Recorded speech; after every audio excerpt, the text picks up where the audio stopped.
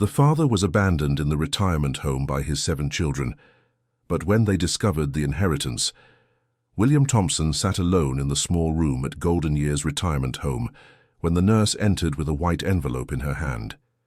His 7 children had decided to leave him there 3 months ago, claiming they couldn't care for him after he sold the family home without warning. It was at that moment that Jessica, the nurse, noticed something different in the way the man looked at the envelope.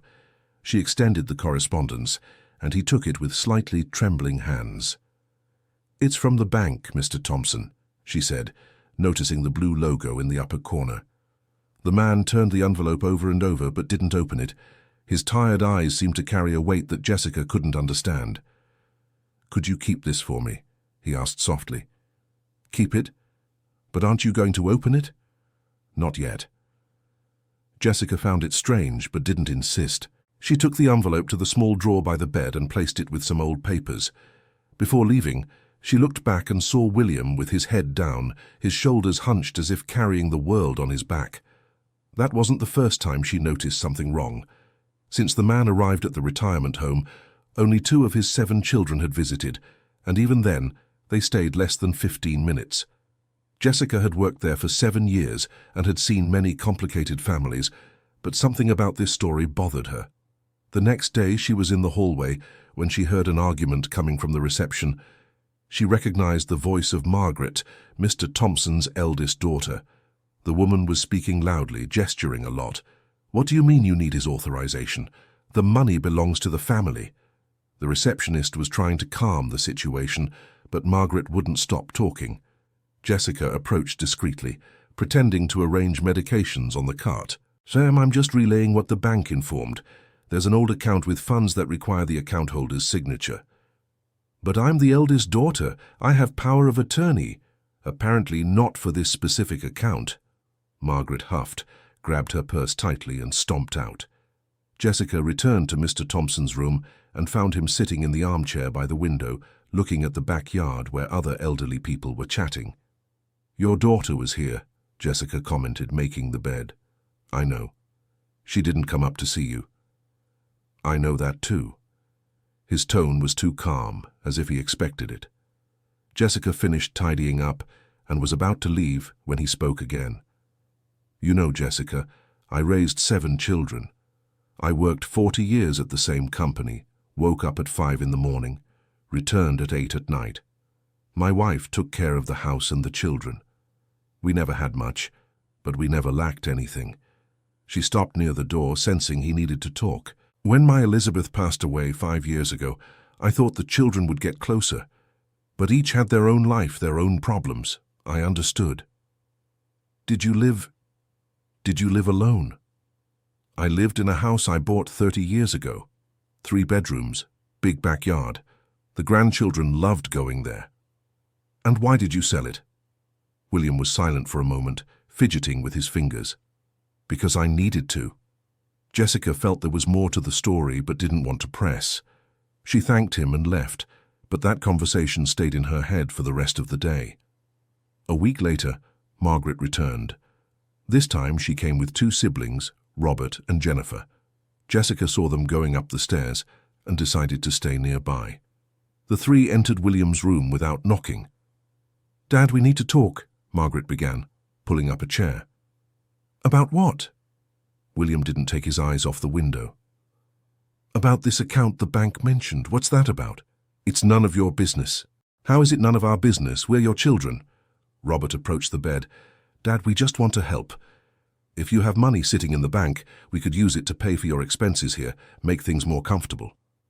"My expenses are already paid." "Paid by whom?" Jennifer crossed her arms. "We split the amount every month." "You think you split it?" The silence that followed was heavy. Margaret looked at her siblings, confused. "What does that mean?" William finally turned to face them. "It means I paid in advance. 5 years." 5 years. With what money? "With mine." "But you didn't have any money. That's why you sold the house." "I didn't sell the house because I had no money." Margaret stood up, irritated. "Then why did you sell it?" "To pay for what you refused to." Jennifer's breathing quickened. What are you talking about? The treatments, the appointments, the medications I needed that none of you wanted to help pay for. Robert shook his head. That's not true. We always helped. Helped? William pulled a shoebox from under the bed. Then explain this. He opened the box, and inside were papers. Lots of papers. Medical receipts, prescriptions, printed messages. He picked up a paper from the top. August 2022. I called you, Margaret, asking for help to pay for a cardiologist appointment. You said you were broke because Sophia was having a birthday party. $300. Margaret turned pale. September of the same year. Robert, you told me you couldn't help because you were renovating the kitchen. $250 for medicine. Dad, October. Jennifer, you said your car had broken down. $500 for a test. He kept picking up paper after paper, reading dates and amounts. With each name mentioned, one of the children tried to justify themselves, but William didn't stop. When he finished, the box was almost empty on the bed. In total, over 2 years, I asked for help 43 times. 43 times you said no. Dear listener, if you're enjoying the story, please take a moment to like and especially subscribe to the channel. It really helps us who are just starting out. Now continuing. Jennifer had tears in her eyes. We didn't know it was that serious. You didn't know, or you didn't want to know. William put the papers back in the box. I sold the house because it was the only way to get the money I needed, so I wouldn't go like your mother did, alone and without proper treatment. But you could have told us you were going to sell it. Margaret raised her voice. That house was our inheritance. Inheritance. William laughed humorlessly. It's always about inheritance with you. It's not just that, Robert tried to explain. It's that the house had history. It had memories. Memories that none of you wanted to help preserve when I needed it most. The three were left speechless. Margaret grabbed her purse and left without a word. Robert and Jennifer followed soon after, leaving William alone again. Jessica, who had heard everything from the hallway, entered the room. Are you all right? I am, Jessica, I am. But she could see he wasn't. His hands trembled as he closed the shoebox, and his eyes were red. That night, Jessica couldn't stop thinking about the conversation. She had her own problems, the nursing school she had dropped out of due to lack of money, the mother she cared for alone at home. But something in Mr. Williams' story touched her deeply. The next day, during lunch, she sat with him in the cafeteria. Can I ask you a question, Mr. William? Of course. Why haven't you opened the bank letter? He chewed slowly before answering. Because when I open it, they'll know. And I don't want them to know yet. Know what? That I'm not the useless old man they think I am. Jessica tilted her head.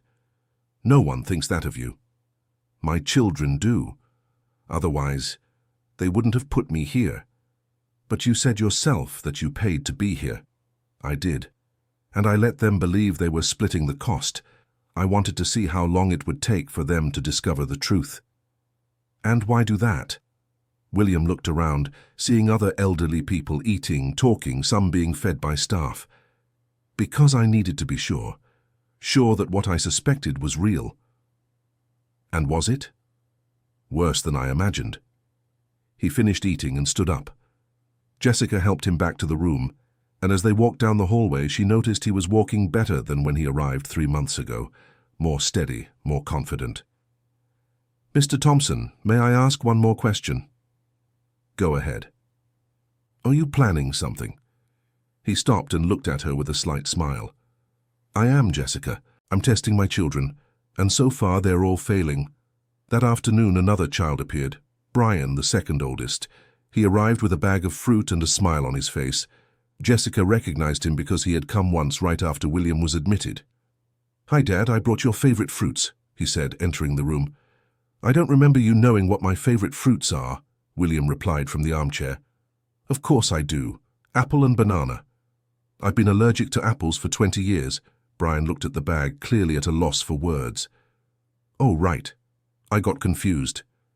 Confused with who? With yourself? Because you like apples. The young man put the bag on the bed. Dad, I came here to talk. Margaret told me about yesterday's argument. And I wanted to say I'm sorry. We really didn't realize you were going through all that. Brian, what is it you do again? The change of subject caught his son off guard. I have the clothing store. That's right. The store you opened with the money I lent you 7 years ago. Lent. $30,000, you said you'd pay it back in 2 years. Brian turned red. Dad, the store had difficulties at first, you know. I know. And that's why you never paid back anything. But you managed to buy a new car last year, didn't you? That was different. Different how? You had money for an $80,000 car, but you didn't have $200 to help me with medicine. Brian opened his mouth, but nothing came out. William got up from the armchair and went to the window. You know what hurts the most, Brian? It's not the money. It was never about money. It's knowing that I wasn't even worth $200 in medicine to any of you, but a new car was worth $80,000. It's not like that, Dad. No? Then how is it?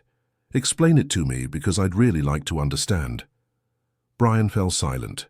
After a minute that seemed to last an eternity, he picked up the bag of fruit and left without saying another word. Jessica was at the nursing station when he passed by. The man had tears streaming down his face, but she didn't go after him. She entered William's room and found him still at the window. Another test? She asked softly. Another result, he replied. In the following days, the situation intensified. The daughter, Catherine, the third of 7, appeared with her husband. They arrived talking about taking William to live with them, offering the guest room, promising care and attention. Why now? William asked, sitting on the bed. What do you mean, why now? Catherine seemed offended. I've always worried about you, Dad. Really? Then why didn't you answer my calls in the 6 months before I came here? I was busy with work. Too busy to answer your own father, but not too busy to post pictures online every day. Catherine's husband, a tall man named Jason, tried to intervene. Mr. Thompson, you're being unfair. Catherine works very hard. I worked hard too. 40 years, Jason. 40 years waking up at 5 in the morning. I had time to answer my children's calls, all of them. Catherine started to cry. Why are you being so cruel, Dad? Cruel? William stood up. Cruel was hearing for months that you were too busy for a 15-minute visit, but always had time for lunches with friends. Cruel was you calling me on my birthday last year, saying you couldn't come because you were tired. But the next day, I saw you in a photo at a party that lasted all night. No need to explain. I've already understood everything I needed to understand.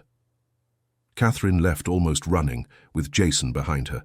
Jessica, who was watching from the door, entered when they were gone. You're being very hard on them, she commented, checking William's blood pressure. I'm being honest. For the first time in a long time, I'm being completely honest. But what if they're being sincere now? What if they've really changed? William looked at her with tired eyes. Jessica, how old are you? 32. I'm 73. I know how to recognize sincerity when I see it, and what I'm seeing isn't regret, it's interest. Interest in the inheritance? In the bank letter that Margaret can't stop thinking about.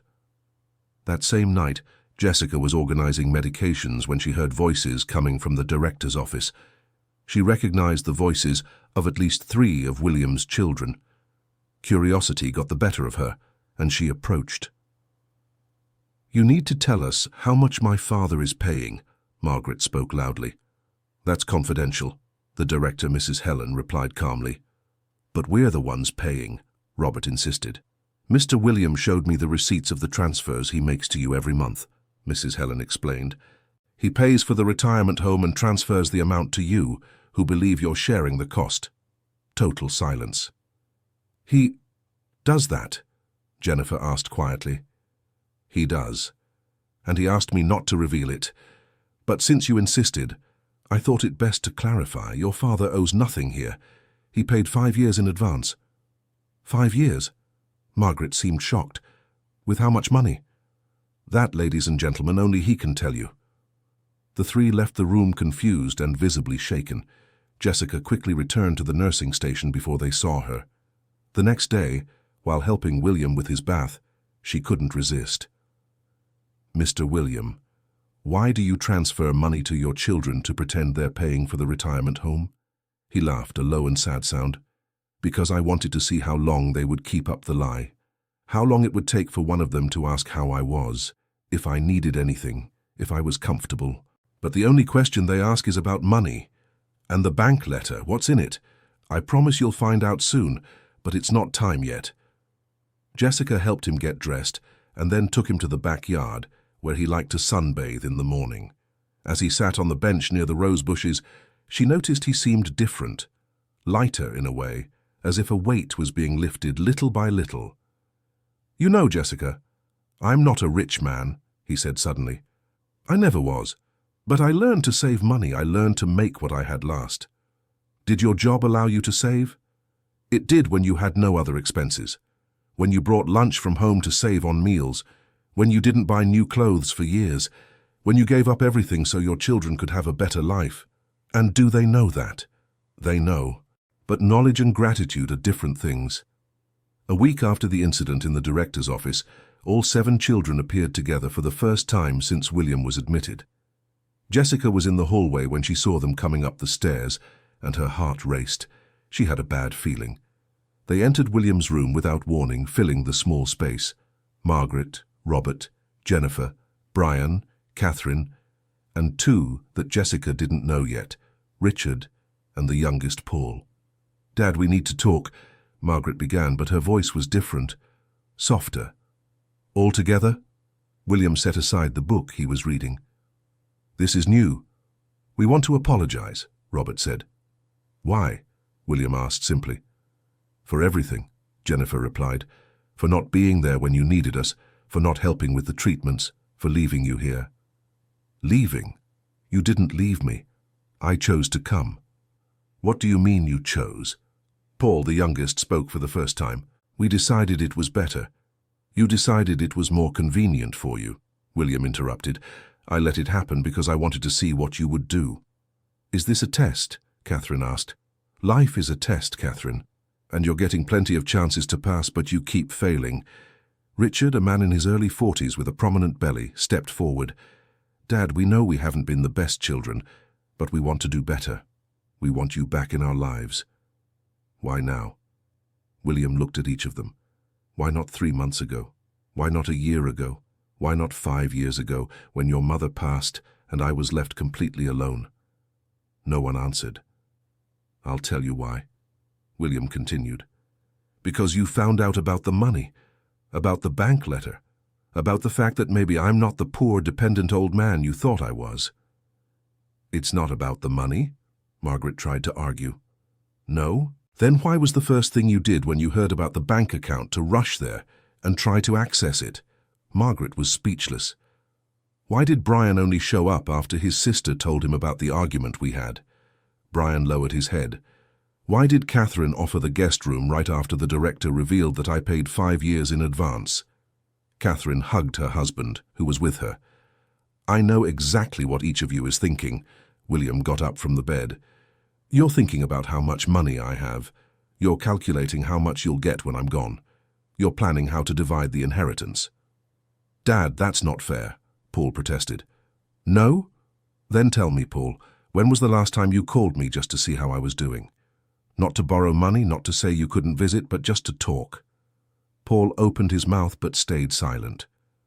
It was 6 years ago, William answered for him, when you called from abroad to tell me you got the job in England. After that, I only got short messages on birthdays and Christmas. I was far away, and the phone stopped working. The internet ceased to exist? Or did I just stop being important enough to deserve 5 minutes of your attention? The silence in the room was overwhelming. Jessica, watching from the door, felt a tightness in her chest. She had never seen someone so alone, surrounded by their own family. Here's what I'm going to do. William sat back down on the bed. You want to know about the inheritance, about the money? Then I'll tell you. Everyone unconsciously moved closer, like magnets drawn to metal. I do have money saved, yes.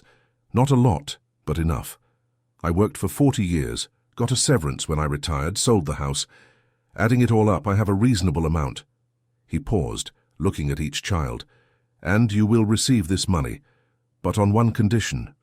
What condition? Margaret asked too quickly. Over the next 3 months I want you to come visit me. Not out of obligation, not out of interest, but because you want to be with me. Each visit will be recorded by Jessica here. He pointed to the nurse. At the end of 3 months, the money will be divided proportionally to the time each of you spent with me. That's not fair, Robert complained. Some of us work more, have more responsibilities. And I didn't? William answered. I worked 60 hours a week and still found time to be with you. I took you to school, helped with homework, went to soccer games, to dance recitals. Even dead tired, I was there. Dad, we were kids. It was different, Jennifer tried to explain. Different how? Don't I deserve the same dedication I gave you? Or now that I'm old and need care, have I become a burden? No one answered. Then it's decided. William lay on the bed, turning his back to them. 3 months, starting tomorrow. Jessica will write down every visit, how long they stayed, what they did with me. And in the end, we'll see who really cares.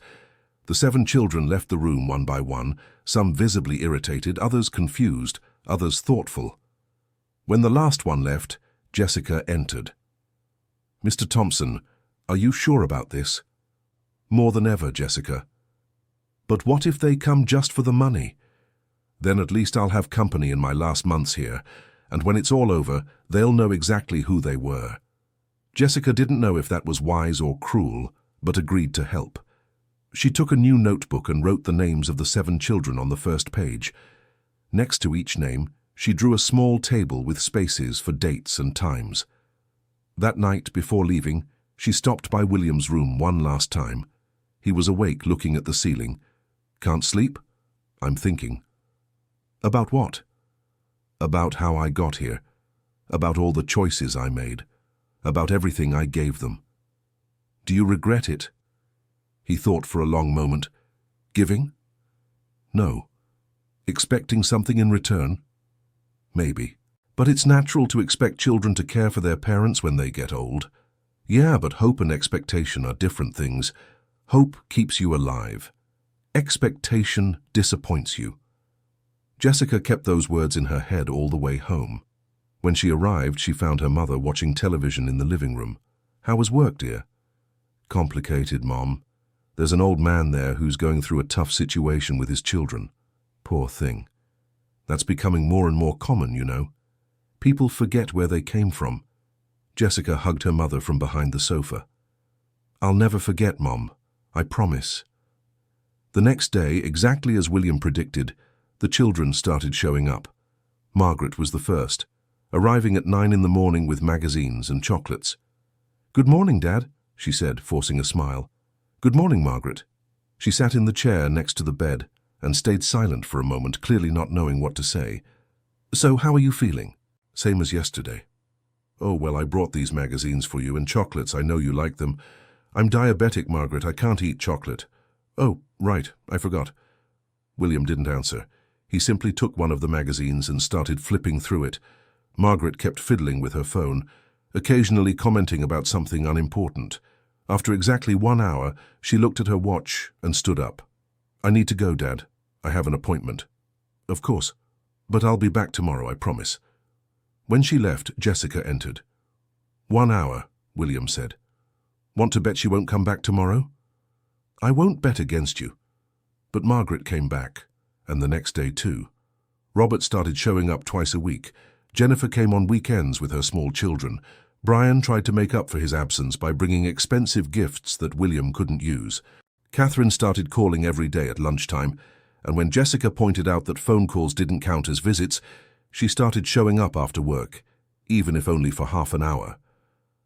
Richard, who lived in another city, started coming on Saturdays, driving 2 hours just to spend an afternoon with his father. And Paul from England organized weekly video calls that lasted hours. Dear listener, if you're enjoying the story, please take a moment to like and especially subscribe to the channel. This really helps us who are just starting out. Now continuing, Jessica kept meticulous notes of everything, every visit, every phone call, every gesture, and something interesting began to happen. As days passed, the visits changed. They were no longer just obligations being fulfilled. The children began having real conversations with William.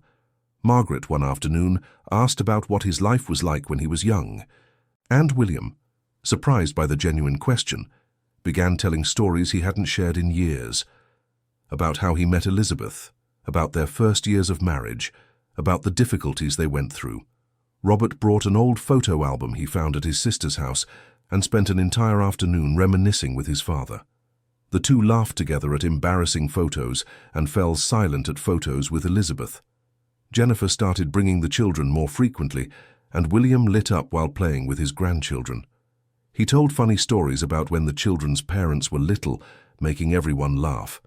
Brian, after 3 weeks, finally opened up about the problems he was having at the store.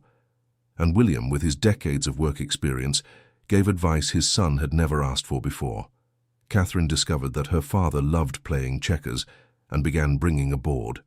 The two would play for hours, talking about everything and nothing. Richard revealed he was having marriage problems, and for the first time in his adult life, asked his father for relationship advice. And Paul, through screens, began genuinely sharing his life in England, not just the good parts, but also the difficulties of being far away, the loneliness he felt, the doubts about whether he'd made the right decision. Jessica watched everything with a mixture of hope and skepticism. She wanted to believe the change was real, but she had seen many broken promises over the years working with the elderly. One night, while checking William's vital signs, she commented, "Your children have been visiting quite a lot." "They have. Do you think they're sincere?" William sighed. "Some yes, others I'm still not sure about. Paul seems genuine, Richard too. The others are still figuring out if the effort is worth it. And what if in the end they're only doing this for the money? Then at least I'll have had 3 months of company, and they'll have learned what it costs to buy a father's affection." But things were about to get more complicated. At the beginning of the 2nd month, William had a high blood pressure crisis. Jessica found him pale and sweating in the middle of the night and immediately called for help. He was taken to the hospital, where he stayed for 3 days. Of the 7 children, only Richard, Catherine and Paul, who flew from England, remained at the hospital during his stay. The others showed up but didn't stay more than a few hours before saying they needed to handle work, home, or children matters. William was conscious and noticed everything. He saw who was truly concerned and who was there out of obligation. He saw who held his hand tenderly and who avoided touching him. He saw who asked the doctors about his condition and who only wanted to know when he'd be discharged. When he returned to the retirement home, he asked to speak with Jessica privately. "I want you to write this down," he said, still weak. "I want you to record exactly what happened at the hospital. Who stayed, who left, how much time each one spent there." "I already did, Mr. William." "Good, because this will be important." 1 week after returning from the hospital, someone nobody expected showed up. A man in a suit, leather briefcase in hand, introduced himself as Dr. Michael, the family lawyer. "I didn't know the family had a lawyer," Jessica commented, leading him to William's room. "They don't know they have it," William said with a slight smile when the man entered. Dr. Michael greeted William familiarly and sat in the chair. "How are you feeling after the hospitalization?" "Better, weak but better." "Great. I brought the papers you asked for."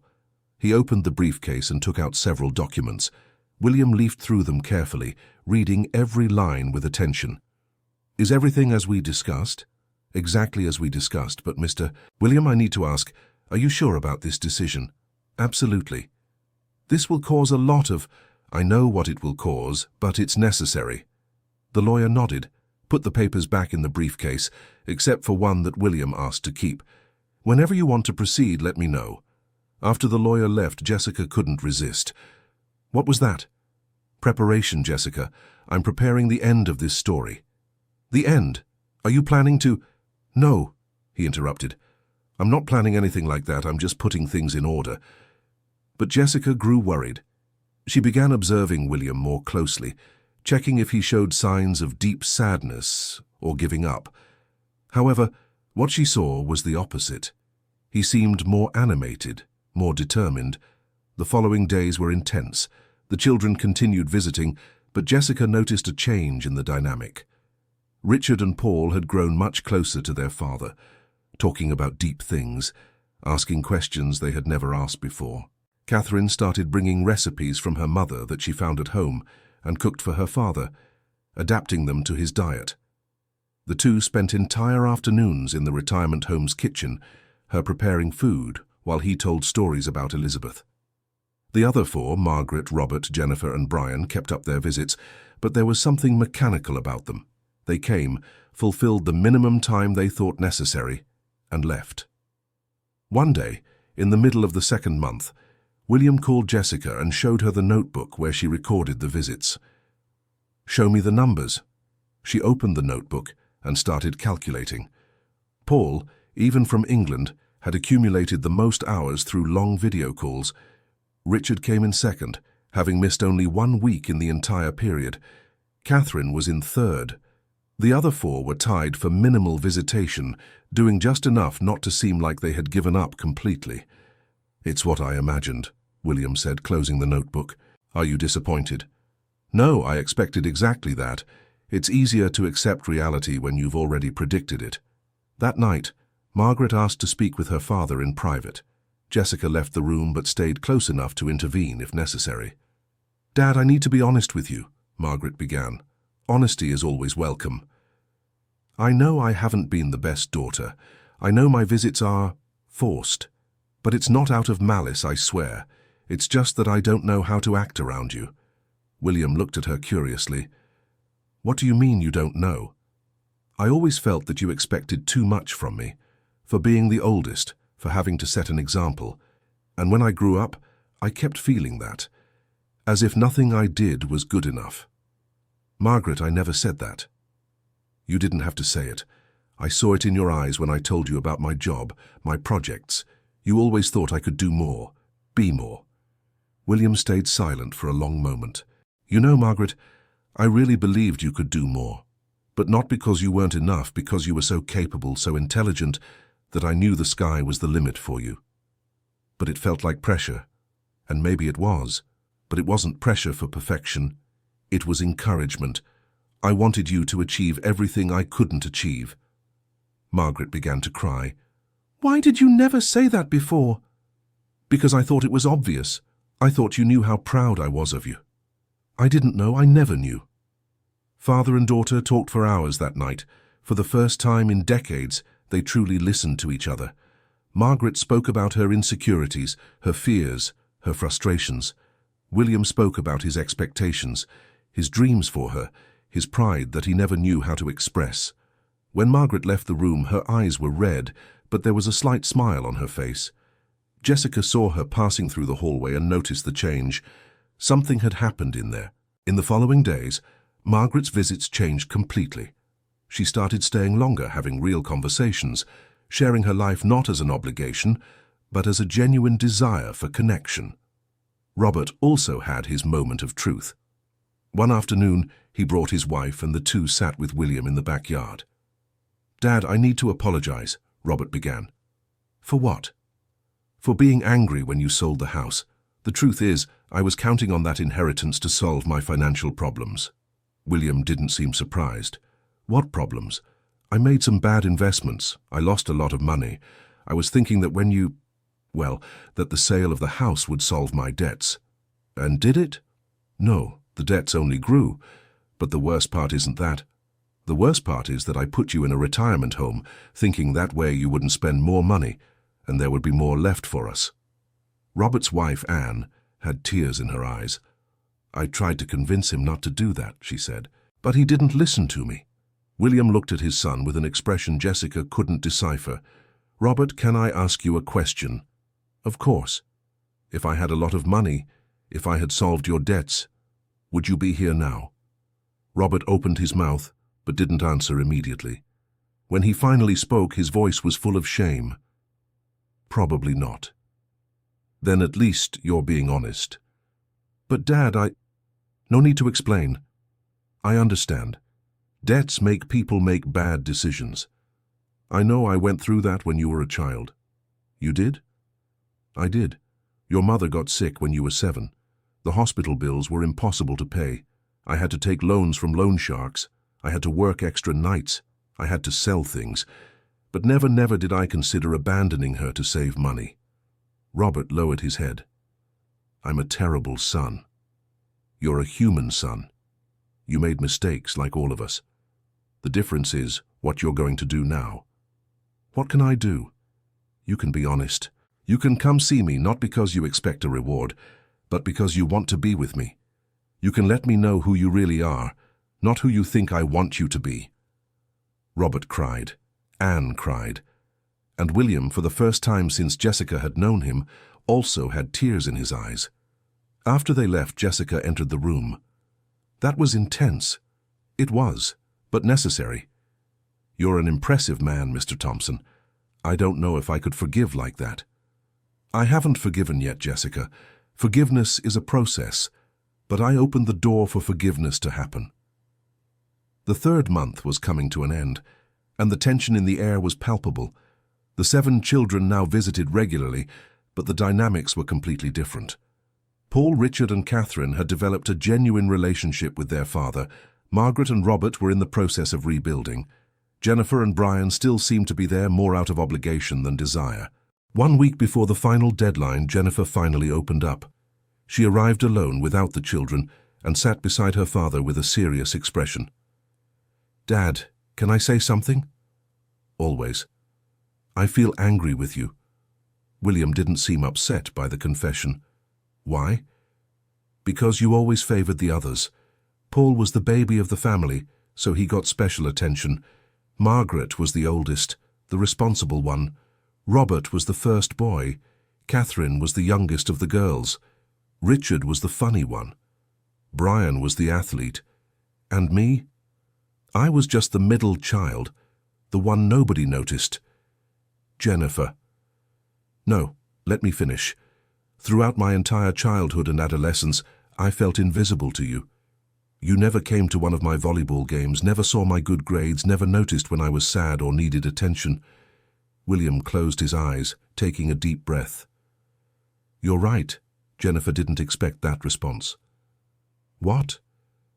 You're absolutely right. I failed you. I failed. Not on purpose, but I failed. I was always so busy working, so tired, that when I got home I gave attention to the children who shouted the loudest, who asked for help, who demanded my attention. And you were quiet, independent. I mistakenly thought you were fine on your own. I wasn't fine. I was alone. I know, and I'm sorry.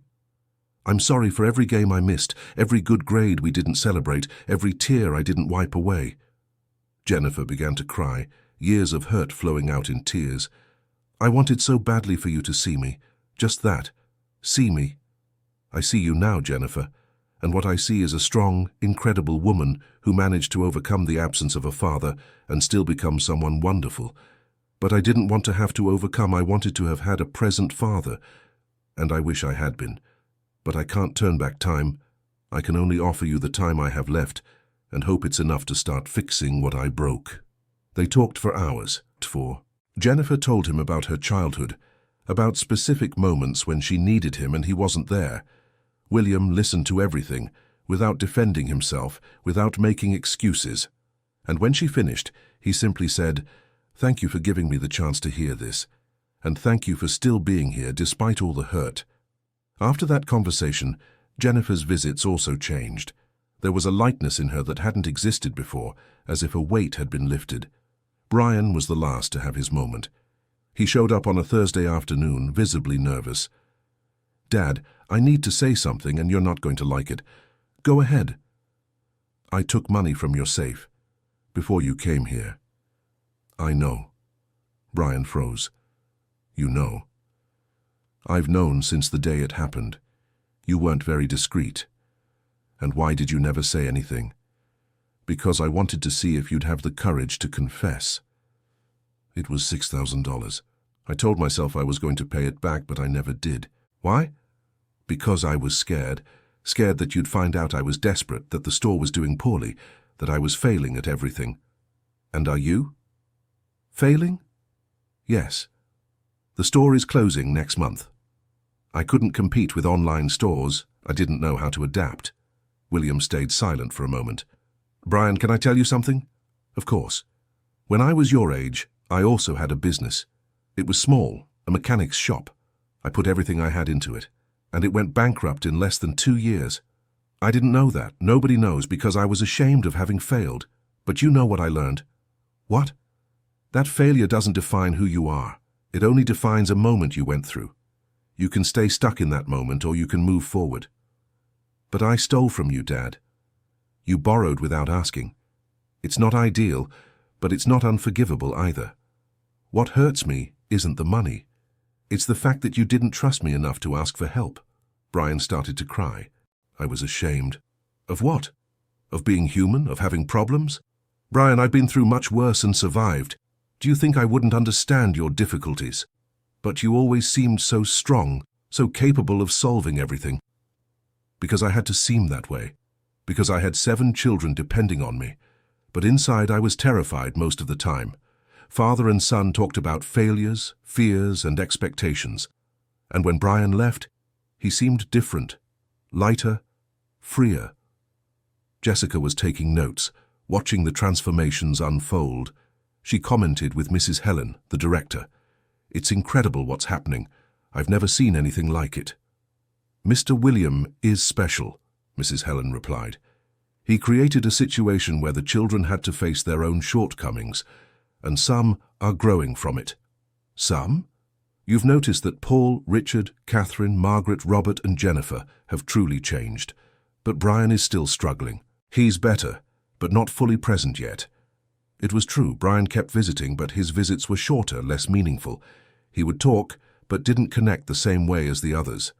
On the last day of the 3rd month, William asked all his children to come to the retirement home at the same time.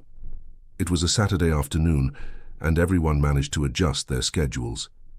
Even Paul made a point to be present via video call, despite the complicated time difference. Jessica prepared a larger room to accommodate everyone. When they arrived, there was tension in the air. Everyone knew this was the day of the final reckoning. William entered, leaning on Jessica, more fragile than 3 months prior, but with a steady gaze. He sat in the main chair and looked at each of his children. "Thank you for coming," he began. "These 3 months have been revealing." No one spoke. "Jessica, can you show the notebook?" She opened the notebook where she had recorded everything. Hours of visits, quality of interactions, significant moments. She started reading the numbers. Paul from England accumulated 340 hours of video calls and 23 in-person hours when he visited. Paul, on the tablet screen, smiled slightly. Richard, 280 in-person hours. Richard nodded. Catherine, 250 hours. Catherine held her husband's hand. Margaret, 220 hours, with significant improvement in quality after the 1st month. Margaret wiped a tear. Robert, 210 hours, also with significant improvement. Robert looked at his wife, who squeezed his hand. Jennifer, 190 hours, with important transformation in the second half of the period. Jennifer took a deep breath. And Brian, 140 hours, maintained consistently, but without deepening. Brian lowered his head. Dear listener, if you're enjoying the story, please take a moment to like and especially subscribe to the channel. It really helps us who are just starting out. Now, continuing. William looked at each child before continuing. When I started this 3 months ago, I said I would divide the inheritance proportionally to the time you spent with me. But the truth is more complicated than that. Everyone leaned forward, because it's not just about time. It's about presence. It's about genuineness. It's about transformation. He paused.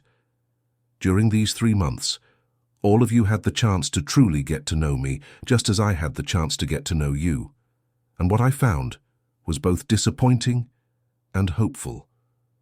Margaret began to cry softly. I found that 3 of you, Paul, Richard, and Catherine, visited me out of genuine love from the start. I found that 3 of you, Margaret, Robert, and Jennifer, started out of obligation but found love in the process. And I found that 1 of you, Brian, is still stuck between duty and desire. Brian wiped his face with his hands. But do you know what else I discovered? William continued. I discovered that all of you, without exception, are better than I feared and worse than I hoped. You're human, complex, flawed, like I've always been." He stood up, leaning on Jessica. "That's why I'm going to do something different from what I originally planned." Everyone held their breath. "Dr. Michael," William called, and the lawyer entered the room with the leather briefcase. "First, about the house I sold. The money was used to pay for my medical treatments, as you already know. But there was also a portion left, which I used to pay 5 years in advance here at the retirement home." He looked at Mrs. Helen, who was at the door. "But I don't need 5 years. In fact, I don't even need another year here." "What do you mean?" Jennifer asked. "Because I'm leaving here, and I'm going to live with someone who really wants me." He looked at Richard. "You offered your home, and I accept." Richard widened his eyes but smiled. "Second, about the bank money. That account that Margaret tried so hard to access contains the compensation from the company where I worked for 40 years. It's $400,000. Several children held their breath at the amount. "This money will be divided, but not equally, and not just among you." William motioned to the lawyer, who began reading the document.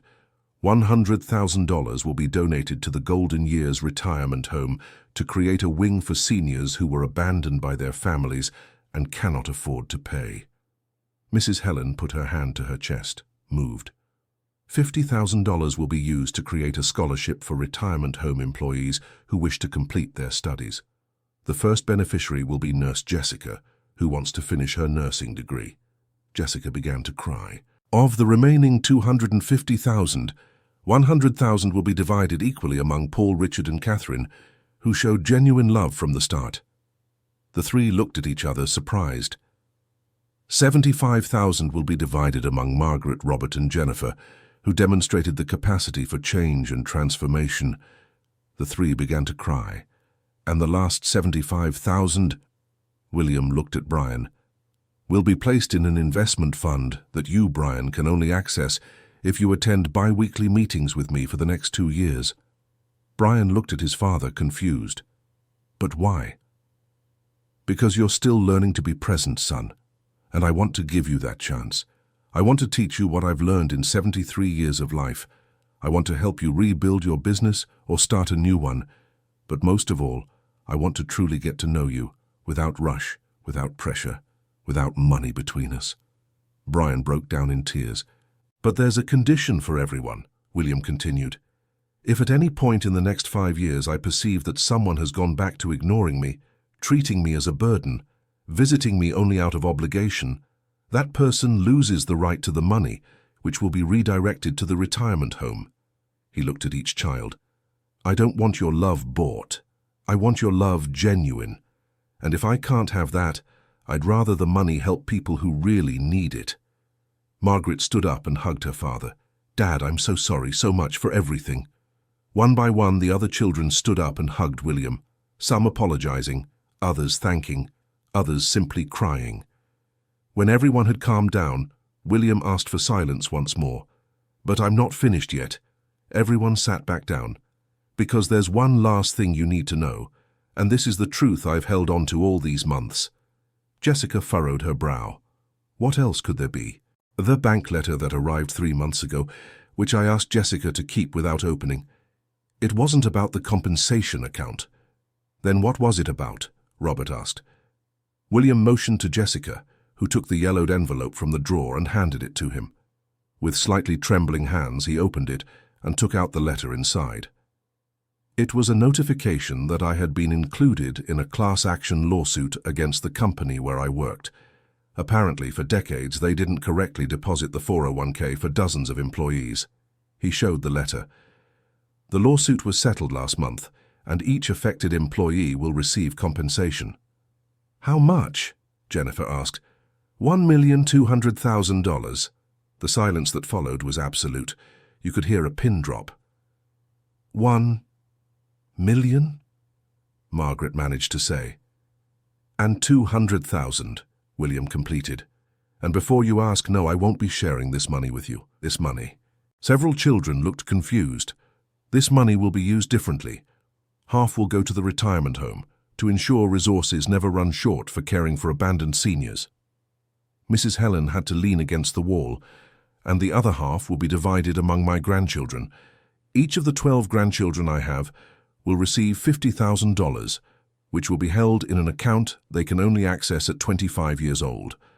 But with one condition. They'll only receive it if they maintain an active relationship with their grandparents, both with me and with your parents when you grow old. It was brilliant.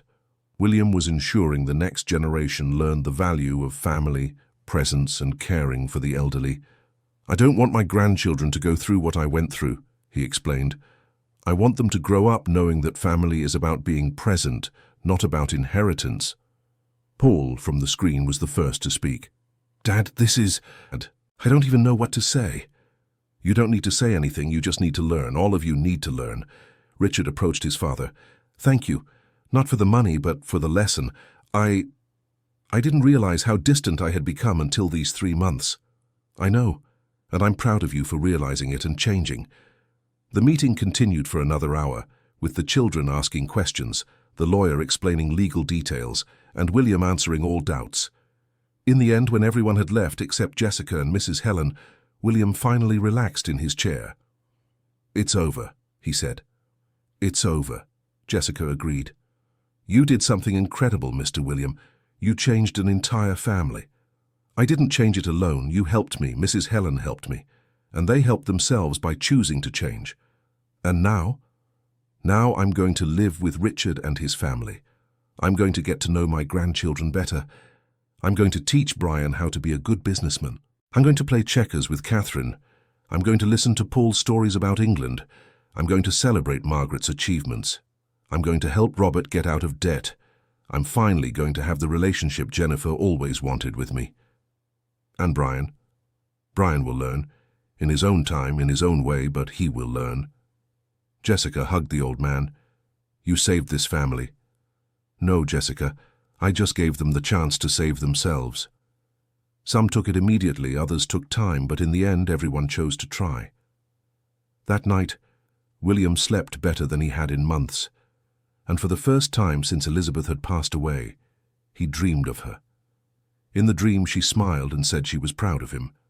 When he woke up the next morning, Jessica was there with coffee and his usual medications. Good morning, Mr. William. Ready to start your new life? More than ready, Jessica. More than ready. A week later, it was moving day to Richard's house. All the children showed up to help. It was chaotic, noisy, and wonderful. The children ran through the halls of the retirement home, saying goodbye to the other seniors William had befriended. The children carried boxes, arguing about the best way to arrange the furniture in Richard's house. Jessica helped pack William's belongings, which weren't many. The shoebox with receipts and papers she handled carefully. Are you taking this? She asked. I am. Not as a reminder of what they did wrong, but as a reminder of where we started and how far we've come. When everything was ready, William took one last walk through the retirement home. He thanked the staff, hugged the other seniors, and had a long conversation with Mrs. Helen. Thank you for everything, he said. I'm the one who should thank you, Mr. William. You not only paid for your stay, but secured the future for many other seniors. This new wing we're going to build will change lives. I'm glad. No one should spend their final years alone and abandoned. Speaking of which, we already have 7 seniors on the waiting list, and with the publicity, we hope to help many more. William smiled. Then it was worth it. When he finally left the retirement home, all 7 children were waiting at the entrance. Paul, who had returned from England especially for that day, was the first to hug him. Welcome back to the family, Dad. Thank you, son, for never giving up on me. The drive to Richard's house was accompanied by a caravan of cars. Everyone wanted to come along, turning a simple move into a family celebration. Richard's house was spacious, with a large backyard full of trees. He had prepared a room on the ground floor with an adapted bathroom and a view of the garden. It's perfect, William said when he saw it. I want you to feel at home, Dad. This is your home now. On that first night in the new house, all the children had dinner together. It was noisy, with kids running around, adults talking loudly, food being passed from hand to hand. It was chaotic and imperfect and absolutely wonderful. William looked around the table, seeing his 7 children, his daughters-in-law and sons-in-law, his 12 grandchildren. And for the first time in a long time, he felt complete. After dinner, when the children had gone to sleep and the adults were chatting in the garden over coffee, Margaret approached her father. "Dad, can I ask you a question?" "Always." "When exactly did you start planning all this?" William smiled. "When your mother passed away. In her final days, she made me promise that I would take care of you, but also that I would make sure you became good people. It took me 5 years of planning, observing, testing small things. The move to the retirement home was just the final test. And if we hadn't changed? If we had completely failed?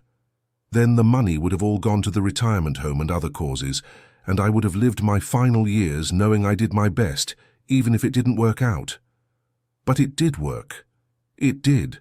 Not perfectly, not the way I imagined, but it worked. And sometimes good enough is better than perfect." The following months were about adjustments.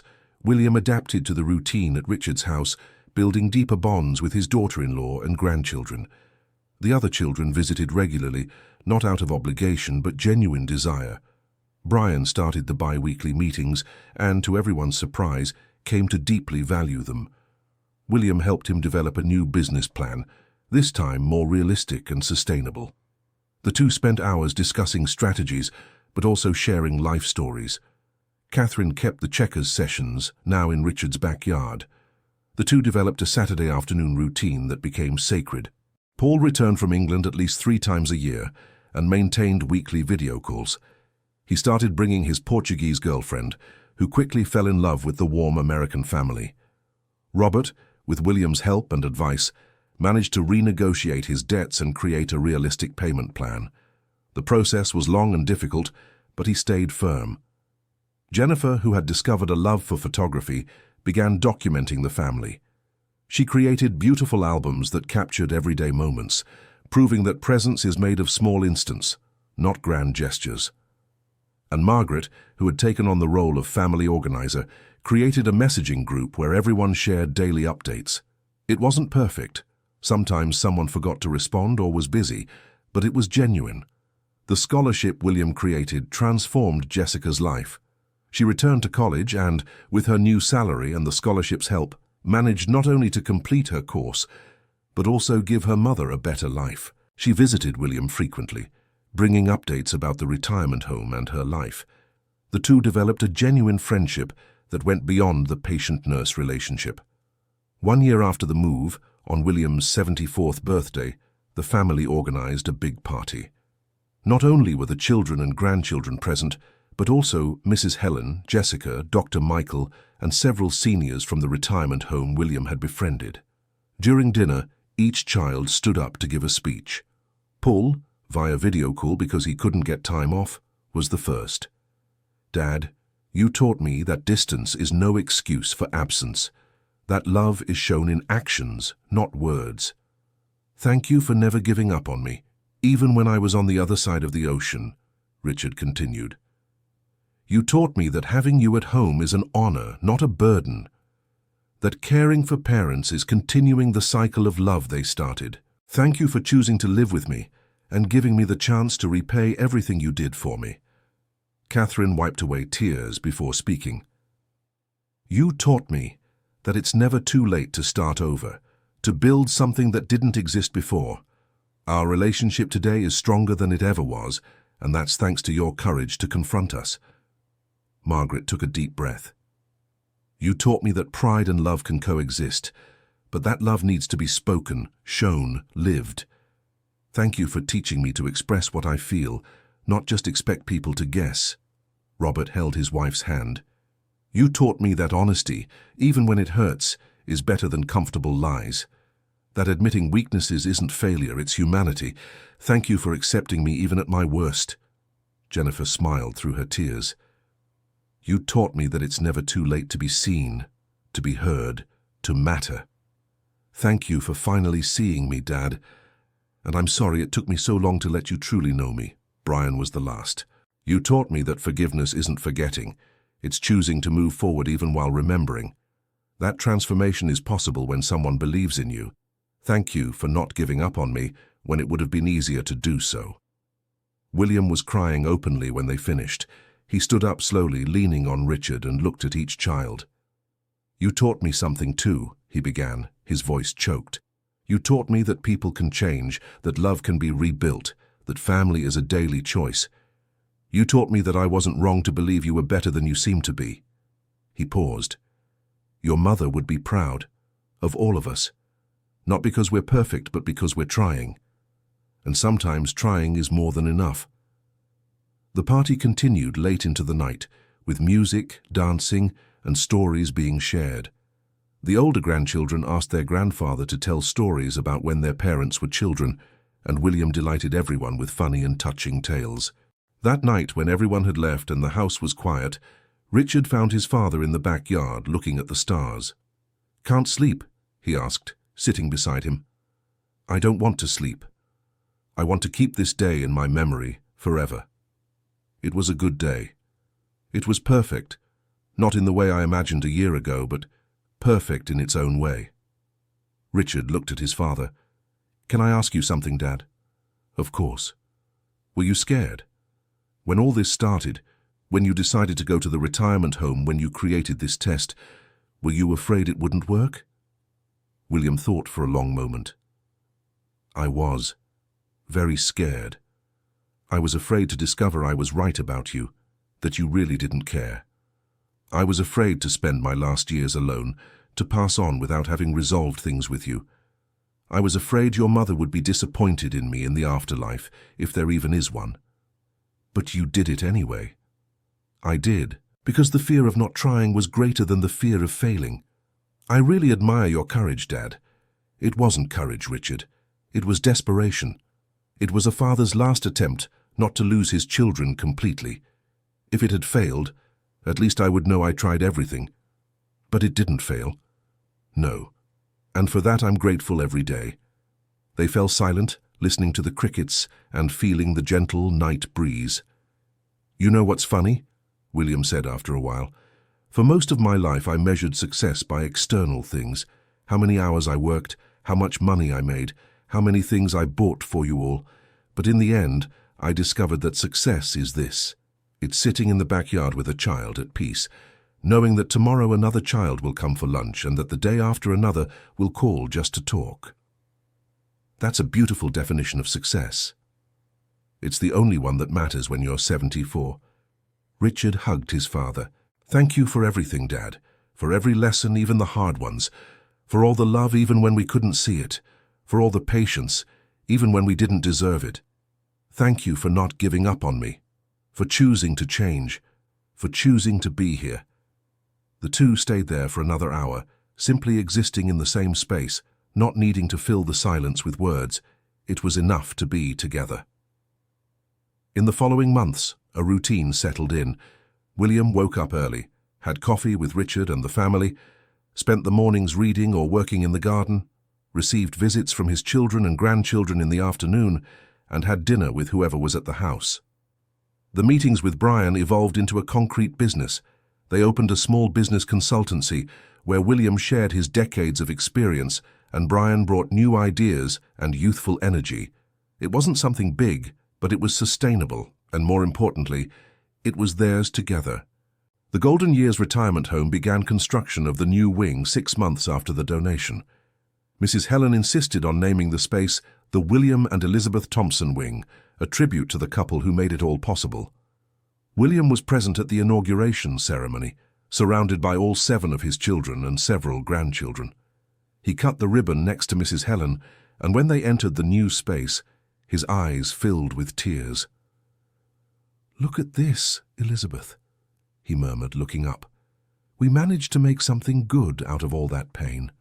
The new wing had capacity for 20 seniors and offered not only housing, but medical care, recreational activities, and, most importantly, dignity. Each room had a large window, cheerful colors, and space for residents to personalize. No one here will feel abandoned, Mrs. Helen promised. We'll make sure every person in this wing knows they are valued." "That's all I wanted," William said. 2 years after leaving the retirement home, the Thompson family was unrecognizable compared to what it was before. Not that all problems had disappeared. There were still arguments, there were still misunderstandings, there were still difficult times. But now they faced everything together. Paul ended up returning from England, having discovered that what he wanted most wasn't across the ocean, but here in the United States with his family. He settled in Denver and began visiting his father weekly. Richard and his family flourished with William at home. The grandfather's presence brought a new dimension to the children, who learned about patience, history, and love through daily conversations. Catherine launched a small event business and discovered she had a knack for organizing parties. She started small, but grew steadily, always relying on her father's advice about management and finances. Margaret was promoted at work and finally allowed herself to enjoy success without guilt. She started bringing her father to company events, proud to introduce him as her hero. Robert paid off all his debts and opened a savings account for the first time in his life. He learned from his mistakes and, more importantly, learned to ask for help when he needed it. Jennifer published a photography book about family, using her own story as the basis. The book touched many people who identified with the journey of reconciliation. Brian and William expanded their consulting business and began giving talks about family relationships and intergenerational businesses. Their story inspired many other families to rethink their dynamics. Jessica graduated from college with honors and was hired by the local hospital. She never forgot about William and continued visiting him regularly, bringing updates about her life and thanking him for the opportunity he gave her. On the 3rd anniversary since leaving the retirement home, William woke up feeling different. Not bad, just different. He was 76 years old and felt every one of those years, but he also felt complete. That day, without planning, all 7 children showed up. It wasn't arranged, it wasn't a special day, but they all somehow felt they needed to be there. They spent the whole day together. They talked, laughed, and cried a little. They relived good and bad memories, but now they could talk about everything with honesty and love. In the evening, when everyone was in the backyard under the stars, William looked around and smiled. "Do you know I'm the luckiest man in the world?" "Why, Dad?" Paul asked. "Because I got the chance to know my children for real. Not the versions you thought I wanted to see, but who you really are. And I found out I love you even more this way." Margaret started crying. "We love you too, Dad, and we're sorry for the time we lost." "We didn't lose time," William corrected. "Sometimes you need to get lost to find yourself, and we found each other. That's what matters." They stayed there until late under the stars, an imperfect but genuine family, trying every day to be a little better than the day before. And William, looking at his 7 children, his sons and daughters-in-law, his 12 grandchildren, knew he had done the right thing. The path was difficult, painful at times, but it was worth every tear, every confrontation, every tough moment. Because in the end, what he wanted wasn't money for his children. It was love, it was connection. It was a family that truly cared. And that he achieved. End of story. Did you like this story of overcoming and family love? Tell us what you thought and where you're listening from. Would you do the same as Mr. William? Leave your opinion in the comments. Don't forget to like and especially subscribe to the channel so you don't miss other moving stories.